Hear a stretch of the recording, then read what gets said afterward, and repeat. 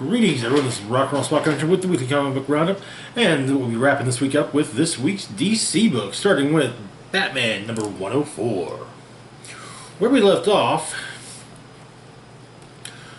Ghostmaker had beaten Batman and was going out, and had also subdued Clown Hunter and Harley Quinn. So we begin with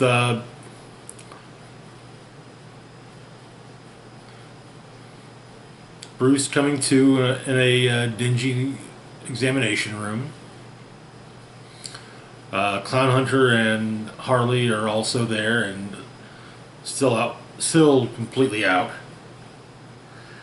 And Ghostmaker doesn't distinctly tell Batman where they are, but Batman is able to figure it out, realizing they're in Arkham. With Ghostmaker explaining he's brought Batman to the one place in Gotham he truly belongs. In Bloodhaven, Nightwing is dealing with various problems and talking with Oracle, explaining he'll be back in Gotham that night. And Oracle explains some strange things have happened. 5 hours previously, leaders of 14 of the city's most dangerous gangs found themselves in the GCPD headquarters, all of them showing bruises and some broken bones. There were also U-Haul trucks packed to the brim with weapons and narcotics parked outside. Professor Pig was found in his old cell at Arkham despite having been at large for the last 8 months. The Yakuza Triads and Whisper Gang have abandoned the city entirely. 6 dead at the Iceberg Casino from sword wounds. Penguin is underground at one of his bunkers. And Nightwing explains he knows who Ghost Hunter is. Explaining he's never met Ghost Hunter, but he saw him once back when he was robbing. They were chasing down someone, as he puts it, a nuisance with a gimmick who stirred up trouble every now and then. Followed him to Singapore. When they arrived, Ghostmaker was waiting. Batman and Ghostmaker fought, argued, and Bruce returned to the jet and explained they were going back to Gotham, and that Ghostmaker will extradite their quarry to go back to Gotham. And Batman explains to Dick that Ghostmaker was who Ghostmaker was, that someone else traveling the world trying to learn everything to become a better crime fighter. And two of them started a friendship, and then one night, Bruce told him about, what happened to his parents, about the oath he made, and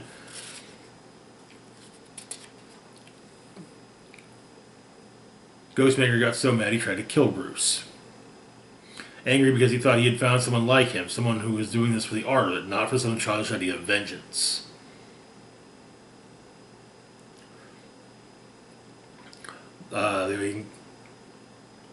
Near the end of Batman's journey, him and Ghostmaker came to an agreement that Ghostmaker would stay out of Gotham, and Batman would stay out of any city that he'd set up camp in.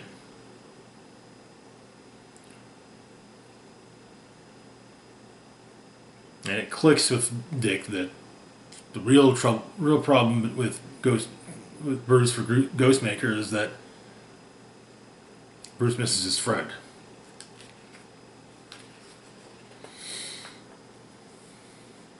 Also, when Batman was picking up Batman Incorporated, he wanted Ghostmaker to help run the program. Wasn't interested. When Dick was with Spiral, he learned that he operates mostly in Southeast Asian countries. Pops up in the city and spends a year cleaning up crime and weeding out corruption, leaving a trail of bodies with little evidence he was ever there. Most of the world's intelligence circles still think he's an urban legend, but there are a few classified reports that Dick read of running between him and the Great Ten. They're not a fan. He would pursue triad leaders into the mainland without their sanction. So yeah. But apparently, the reason Dick made a point of learning all about all this is he got it into his head that Ghostmaker was Batman's real first partner, and he wanted to beat him up, prove he was the better crime fighter. But then it was just the fact that Bruce never talked about Ghostmaker.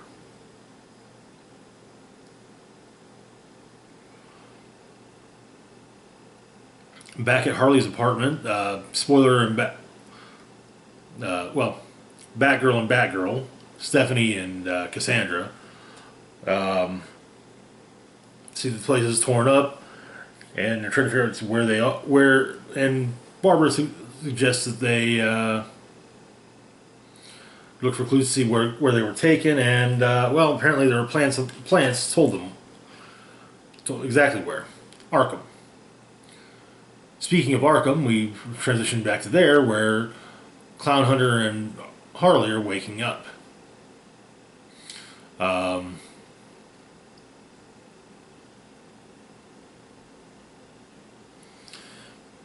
Harley's being, Harley, and Clown Hunter's not really having it. Batman explains that the room is a test for him from Ghostmaker. Ghostmaker's going to try and force him to prove his point. He's going to try to provoke Clown Hunter, who it turns out is not restrained. Well, Ghostmaker left a few other things in the room, including some swords. Harley tries to explain that she hasn't run with the Joker's crew for years, so he can't pin all of Joker's crap on her. Batman explains however, that she was there the night the Joker killed Clown Hunter's parents.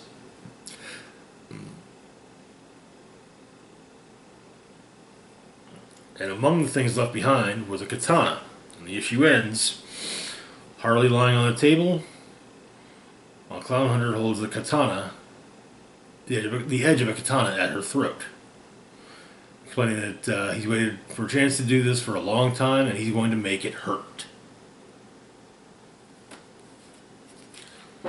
Which brings us to our next book, which is actually going to somewhat buck the usual trends for us.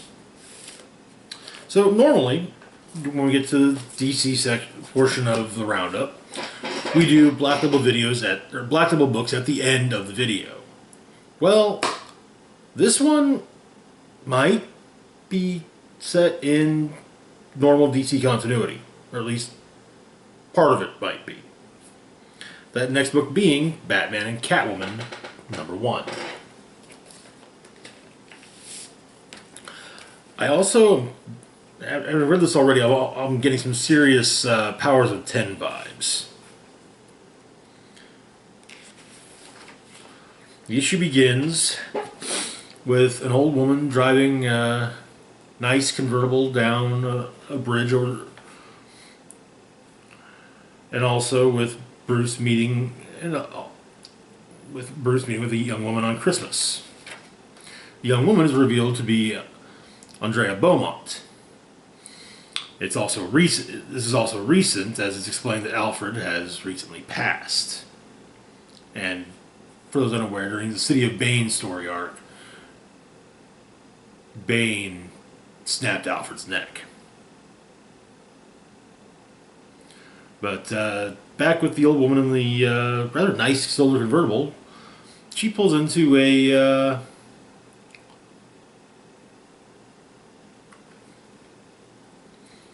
mobile home community called Seabird Island. Goes to a specific unit.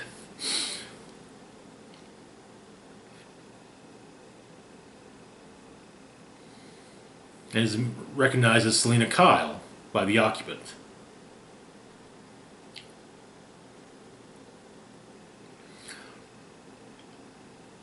In the present, Batman and Catwoman are... Apparently Batman has been contacted by Andrea Beaumont, She's in town about her son who's gone missing. He's 14 and he's run away. Seems maybe he came to Gotham. And we get the quick version of who Andrea is. Bruce's first love, who later became a killer vigilante. As sometimes happens with the loves of Bruce Wayne. And basically, Mask of the Phantasm happened in the in this section of the DCU.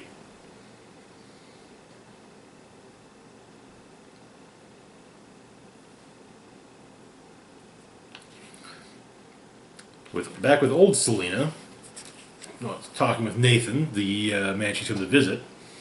Apparently, he's got some grandkids. Oh, Nathan is his son.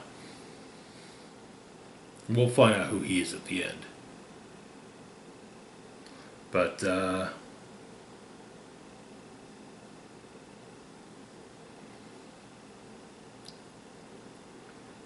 back with the search for Andrea Beaumont's son,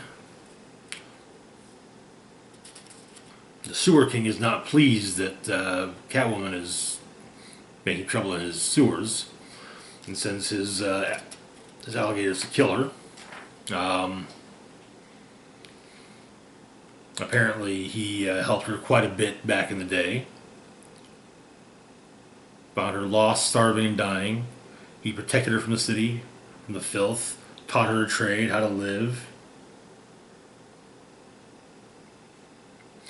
We get another flashback to earlier in Catwoman's career. About to steal a bauble off of someone when the Joker shows up. Apparently having killed her target.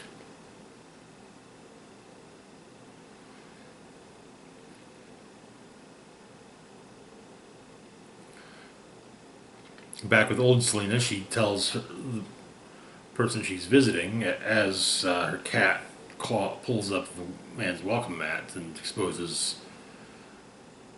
a decent amount of blood on the ground. She has news about Bruce. It's also back with the hunt for Andrea Beaumont's son.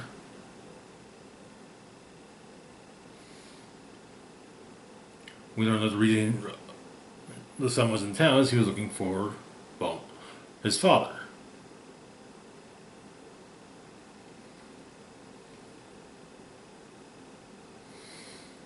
There's a heavy implication that perhaps the Joker and Catwoman, at least in the early days, had a thing together.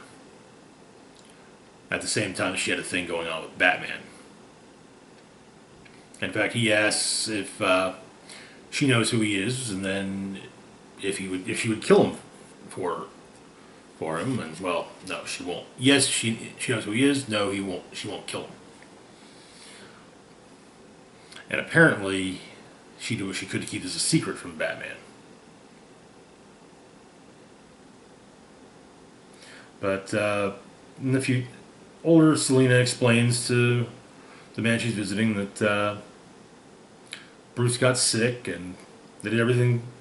They did everything, but there was no. The whole family was there.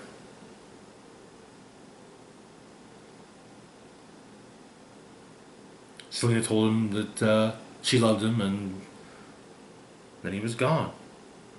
In the present, Andrea Beaumont's son, Andrew, is discovered in a tent, having been exposed to Joker toxin.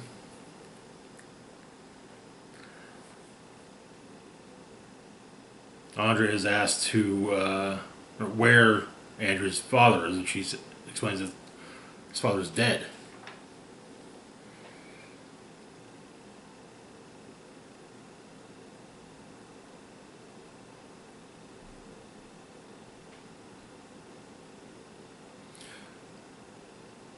And we find out just who it is that the elder Catwoman is visiting.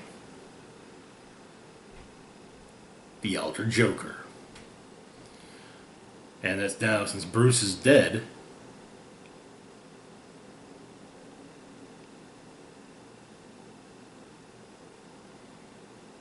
Bruce can't stop Catwoman. And she's going to kill the Joker for what he did for Andrea. She's going to kill him. And with the revelation that and then elsewhere, at the Wayne family crypt, or near the Wayne family crypt,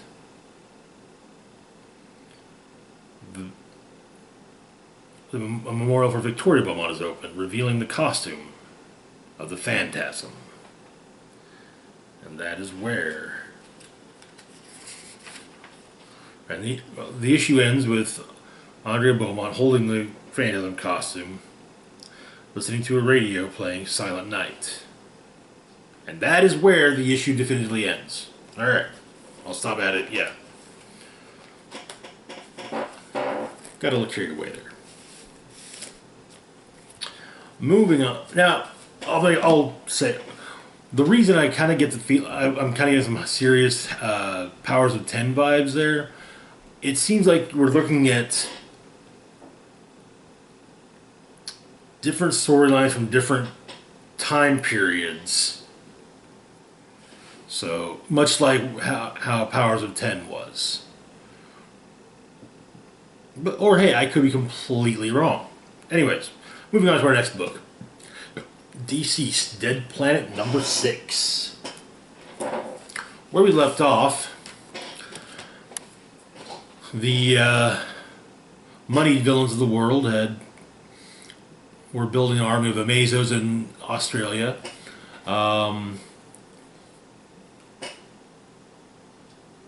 John Constantine was gathering mystical artifacts,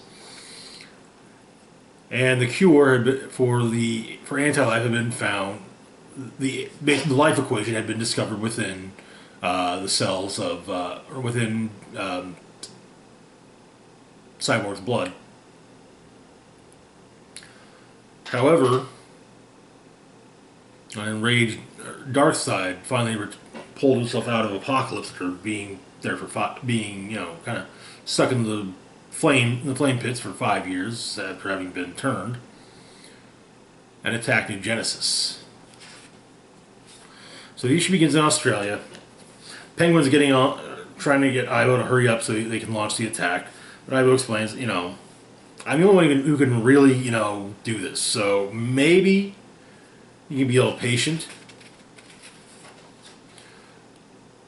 He's explained that the life equation is in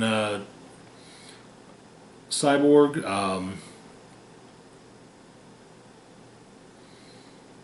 But they need a biochemist. So, perhaps someone like, Dr. Alec Holland, who kind of sort of became Swamp Thing. So Batman approaches Swamp Thing and explains what's going on. And, yeah. So Swamp Thing, Dr. Fate, Poison Ivy, Harley Quinn, Kid Flash, Detective Chimp, Mary Marvel, Cyborg, and, Batman come together and figure out how to make the cure.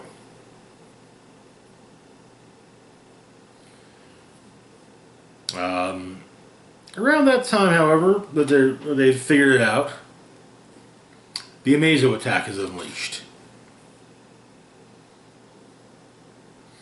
At first, they opt to.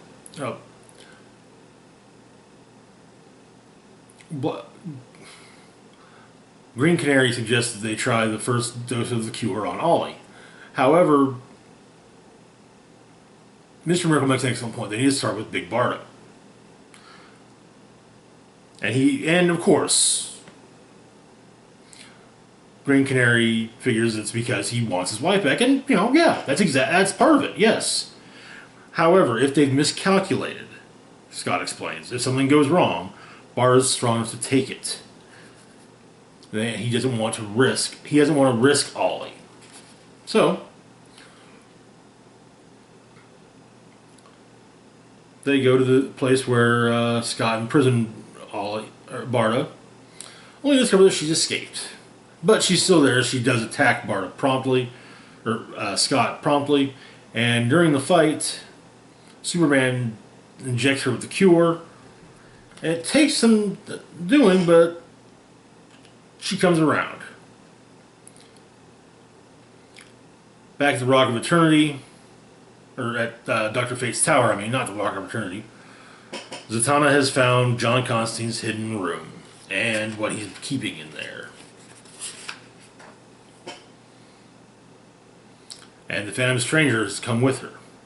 And he explains a lot about what happened. Also, we learned that there was a point where Constantine once drunkenly hit on Phantom Stranger in front of Ganthet and Zeus, then passed out under the Rock of Eternity.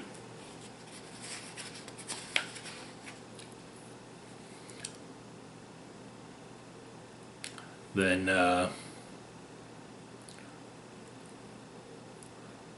Etrigan arrives and reverts to Jason Blood, explaining that Trigon is on his way to Earth. He will set cloven foot on the Earth in moments and the world will burn. However, there's more. And so, our heroes return and with the discovery that the cure works, and so Constantine tells everyone what's going on. Kid Flash, Cyborg,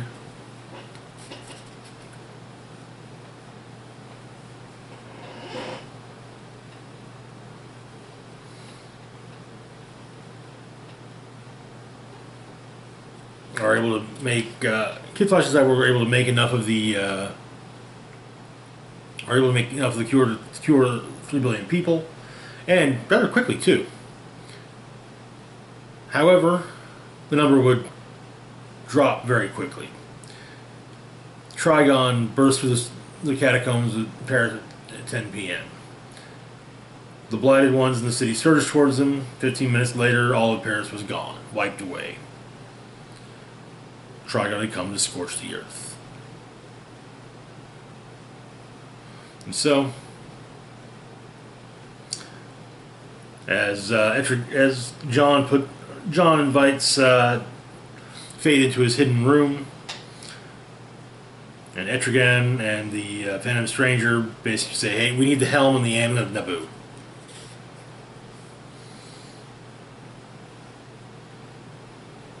With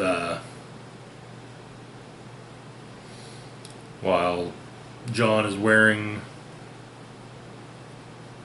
Ragman's rags, and he says, "Shazam!" Takes the amulet and the helm. As Zatanna walks in, and he says to her that this is exactly as bad as it looks.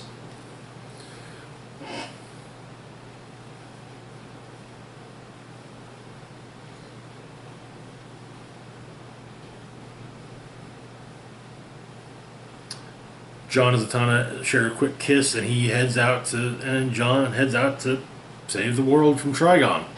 And that's where the issue ends. Which brings us to our next book of the week. Tales from the Dark Multiverse, Wonder Woman, War of the Gods. So this is actually a story I'm not familiar with in general, War of the Gods. I've got a pretty good idea of what happens, but, and I'm kind of right, but yeah. Anyway, so I believe the big thing was it did involve a fight between Captain Marvel, or Shazam as he's better known to some, and Wonder Woman, and the gods had been manipulated by Hecate.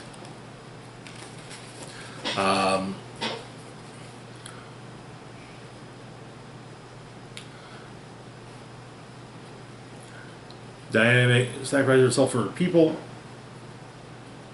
The League makes sure that Circe's evil magic is quelled. The avatars of the Pantheon Imaginable stand to bear witness to the battle for Diana's very soul. Between Diana and Circe.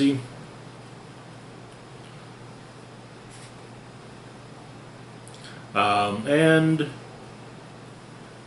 the power of truth is able to dispel Hecate's influence from Diana. In the actual story. However, in the Dark Multiverse, that's where it all begins.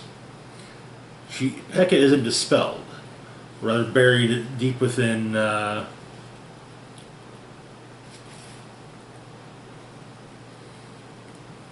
Wonder Woman's psyche. Also, a general who stood against the Amazon is revealed to be none other than Phobos, the Greek god of fear. Various traitors are found and dealt with, including Steve Trevor, Etta Candy. An assault is made on Themyscira, which leads to the death of Hippolyta, Wonder Woman's mother, and Wonder Woman attacking the Jets, and beginning to hear Hecate's influence more and more.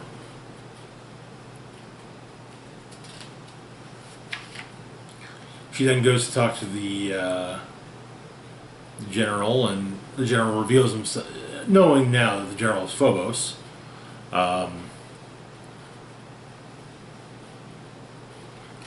Tells her the plans that were made, the insurance policy, so to speak.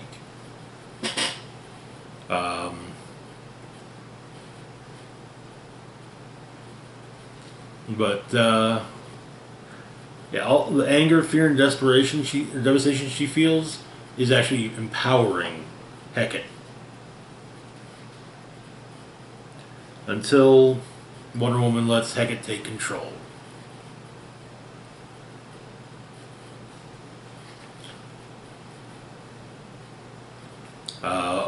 At Olympus, the Hecate-empowered Wonder Woman and Phobos show up, killing the Olympians. They're noticing it's rather simple. Howard explained that it's belief that gives them power, and the world of man no longer makes sacrifices to Olympus.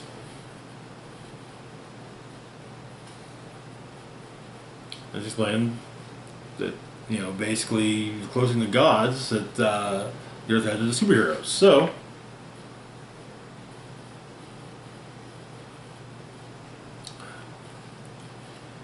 Hecate is disguised Wonder Woman, empowered by Hecate, basically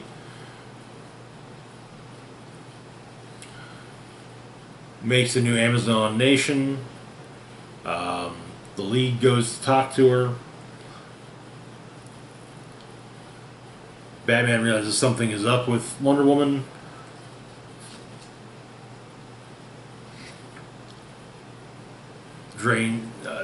Seemingly kills the Flash. Basically takes on everyone all at once, and yeah, she just wipes the floor with people.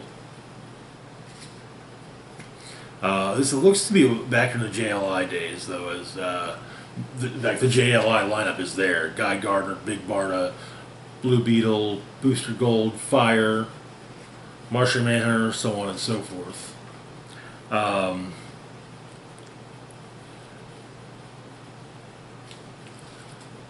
Superman is thrown into a rage, trying to save everyone. Inside her own psyche, Wonder Woman's trying to drag herself out.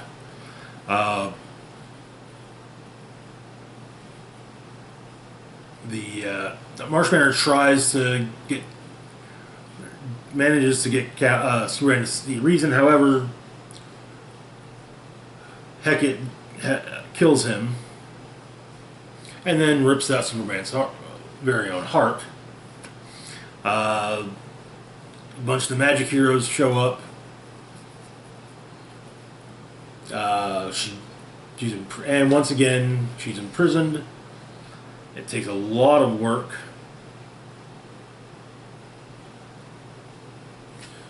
But Diana's still not freed. She's still trapped within herself. And Hecate is still in control of her body. And so days later, Zatanna has chained her up with made her own spell power. They do what they can to fix the various problems of the world.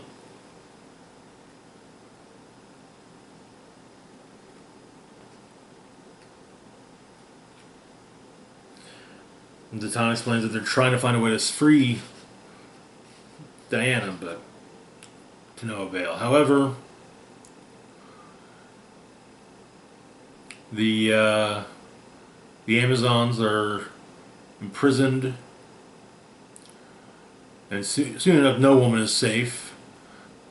Phobos sows seeds of chaos and reaps the rewards. He's given full authority over the largest and most dangerous army in the world, which he uses to hunt down and destroy the so-called superheroes, or the so-called gods of man, the superheroes. And that is where the story ends.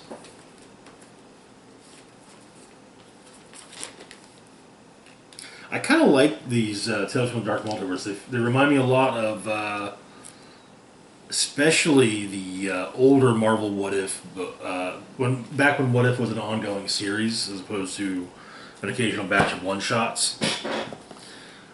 And so we come to our final book of the week, Strange Adventures, number 7. Where we left off, Lana Strange had a discussion with Mr. Terrific about the accusations. And it seems the Picts were on their way to Earth. The issue opens with a Pict scout arriving in the sky and Adam Strange seeing him and then Adam Strange shooting him. We then get a flashback to the war back when Adam was captured by the Picts. And basically the device, he was plugged into a device similar to the Zeta Beam. It was being controlled by a survivor from another world conquered by the Picts. And it constantly just sends Adam elsewhere. In the present, Batman fights another Pict scout in Gotham, and after seemingly defeating him, Adam kills the scout right in front of Batman. Going through the teleportation device, Adam sees all manner of strange things. Good strange, bad strange, everything in between. He then ends up back having a drink with his at home. He explains to Lana that the superheroes are kind of worthless because they're all, even with an alien invasion, it's kid gloves. They won't kill the Picts, and these are just the scouts. But Lana says that she talked to Mr. Terrific and says that if there's something that he isn't telling her, she needs to know. Back in the past, the teleporter sends Adam back to Ran, and he's reunited with his family and then briefly turns inside out and ends up teleported back into the chamber with the device.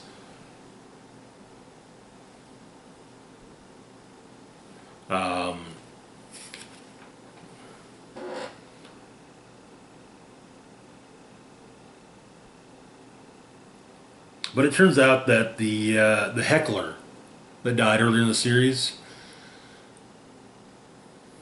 Adam did in fact kill him. Thought he was a Pict spy. In the moment it seemed to be the case, and then turns out, nope, he wasn't.